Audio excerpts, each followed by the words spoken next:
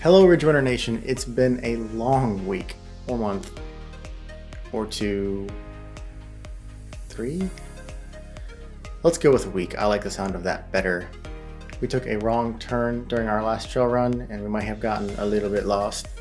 But we're back, better than ever, and there's been a lot going on over the past few months. First, we've got a new set behind me. Hopefully you like it. We've even got some fall decorations going on. We've also got a new logo. Should have posted that a while ago, so hopefully you've all seen that and enjoyed it. We have some new trail talks and other content coming out this year as well.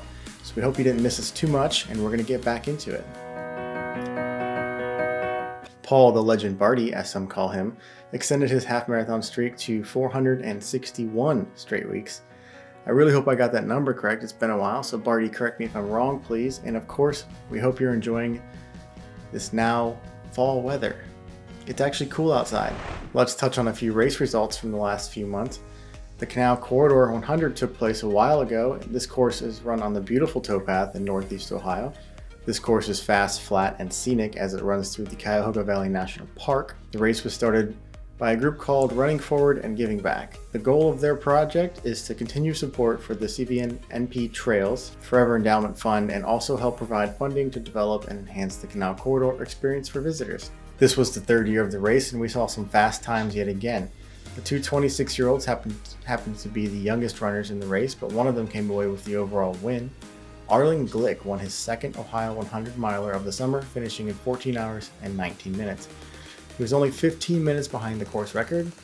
The top female was Megan Alvarado, who finished in 20 hours, 23 minutes, which is good enough for third all time.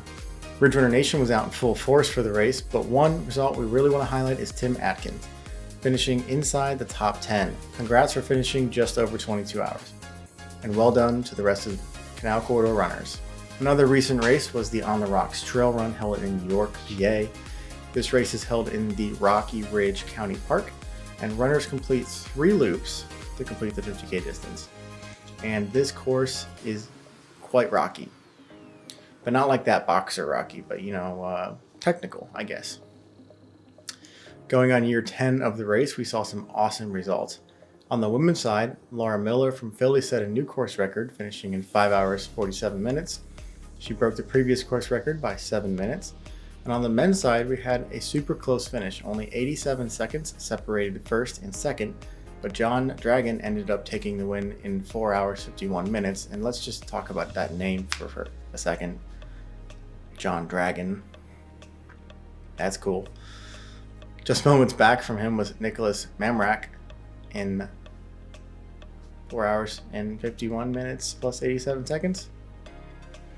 Despite this race having 32 finishers, people came from all over to run this one, including someone from Hawaii. Congrats to all On the Rocks runners. At the end of July was the amazing Burning River Endurance Run, which took place in the Cuyahoga Valley National Park.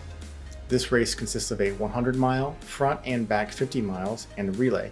This year, a point of contention for many runners was with the course being heavily changed from a point-to-point to an out and back. I think as users of public lands and parks, we should all be happy that work is being done to better improve and maintain this beautiful park system. And from what I heard, it was a pretty good course still. In its 13th year, the course ranges from its annoyingly sudden, sun-ridden flat towpath to brutal short hills with some technical trail mixed in. I thought it was a beautiful course, well, at least what I could see with my headlamp. In the 100-mile distance, the first place female went to Emily Collins in 20 hours, 1 minute, 35 seconds. First place male went to Joey Miller, 17 hours, 25 minutes, 8 seconds. First place male in the front 50 was Arlen Glick with an impressive 7 hours, 46 minutes, 12 second finish time.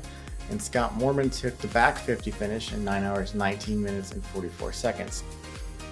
The first place female in the front 50 went to Denise Heeler in 9 hours, 40 minutes, 7 seconds.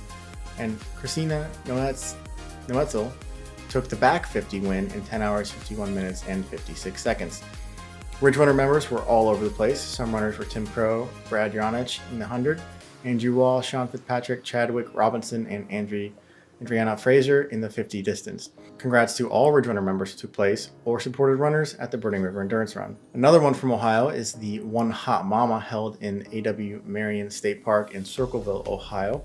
With distances ranging from 8 to 52 miles, this race has pretty much something for everybody.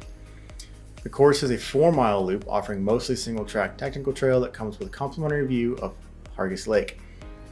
First place in the 50-mile went to Kyle Hendrick in 9 hours 55 minutes. First place female was Christina Petrosini, bless myself on that one, in 10 hours 48 minutes and a whopping 13 loops to get there. Congrats on your mental grit. The Yeti Snakebite 50, 50, and 11 miler took place just over weekends ago, and the 11.1 mile course is apparently designed to keep you honest with a little bushwhacking. First place overall went in the 50K to Evan Dare in 3 hours 58 minutes 14 seconds, while first place female and second overall went to Amanda Morris in 4 hours 16 minutes and 41 seconds. I got really excited to see so many people from cities like Albany and Columbus, Marietta, Canton, Hiram, Jackson, and Athens. Those are all apparently cities in Georgia as well. Georgia and Ohio seem to have quite a few city names in common. Oh well. Congrats to all the Yeti Snakebite runners. Alright, let's jump into the news. And just a reminder, in this new section of the rundown, we are going to try and highlight news topics from all over the world about running. First, I want everyone to participate in an activity with me, and raise your hand if you have run a 3-hour, 11-minute marathon. Congrats to the people who have done that, but if you are like me, you will marvel at that fact. But Cynthia Arnold did so while pushing 3 children in a stroller. Cynthia now has the unofficial world record for fastest time pushing a 3-person stroller in a marathon. To top it off, she also has the record for fastest half marathon time too, pushing the children. All Cynthia had to do for the world record was run faster than 4 hours, 9 minutes. The children were 6, 4, and 1. I think this is incredible. Do you remember back to your first steps of your running career? One man from New Hampshire went running for the first time in his life after receiving a prosthetic. Josh Beecher took his first steps with Noel Lambert, who founded the Born to Run Foundation. For those that don't know, these prosthetics range from apparently $5,000 to $30,000, which is as much as a car, and are not covered by your insurance. So Josh was the 4th person to receive a free prosthetic through the Born to Run Foundation. If you want more information on that foundation, check the link in the description below. We're super happy for you, Josh. Wish you the best with your running career. Courtney Dauwalter won the women's race of the 2019 UTMB in 24 hours, 34 minutes, 26 seconds, coming off an injury at Western States. Her win is, I think, incredible. 2 of ultra running's biggest names went head-to-head again at Ciezanon. Kilian Jornet ended up besting Jim Walmsley with a finish time and new course record of 2 hours, 25 minutes, 35 seconds. Jornet won by only a few minutes, with Walmsley coming in 3rd place, 2 hours, 31 minutes, 52 seconds, and 2nd place was snagged by Petro Mamu in 2 hours, 26 minutes, 31 seconds. I think that would have been a great race to see the finish line at. At the end of August, Zach Bitter, a name that's been on this show before, broke not 1, but 2 world records at the 6 days in the dome race at Milwaukee's Pettit National Ice Center. Zach ran 100 miles in 11 hours, 19 minutes, breaking a previous record of 11 hours and 28 minutes that was set in 2002. Since he was so close to the 12 hours, he continued on for another 40 minutes and broke his own 12-hour world record of 163 kilometers set in 2013 by reaching a whopping 168 kilometers. Congrats, Zach. That is just impressive. Ian Klein completed his summer endurance challenge with a few modifications. After 21 days, he had to call it quits on the running with 233 miles logged. Ian modified the challenge to the elliptigo instead of running. He doubled the remaining miles and set off to finish his summer endurance challenge. To top it off, on the last day, he ellipticoed up all the toughest hills in Athens and logged 530 miles on the elliptico in 10 days and ended up raising $1,224 for the Athens County Food Pantry. Good job, Ian. You are an inspiration to us all, and I can't wait to see what you bring out next year. It looks as if Troy Allen completed the Appalachian Trail. He got to Katahdin around 1:30 p.m. on July 16th.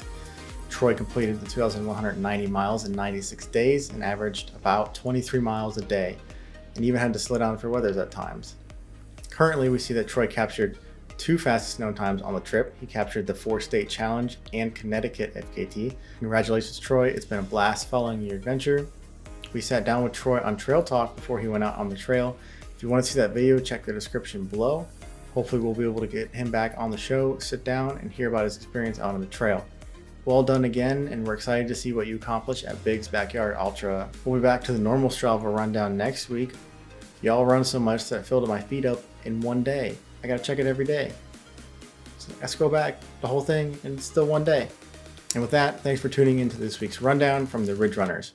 Remember, we're back on a weekly schedule, so be sure to check back next week to stay up to date on all things trail and ultra, mostly east of the Mississippi. In addition, subscribe to our YouTube channel and hit the bell below if you would like to be notified every time we release a new video.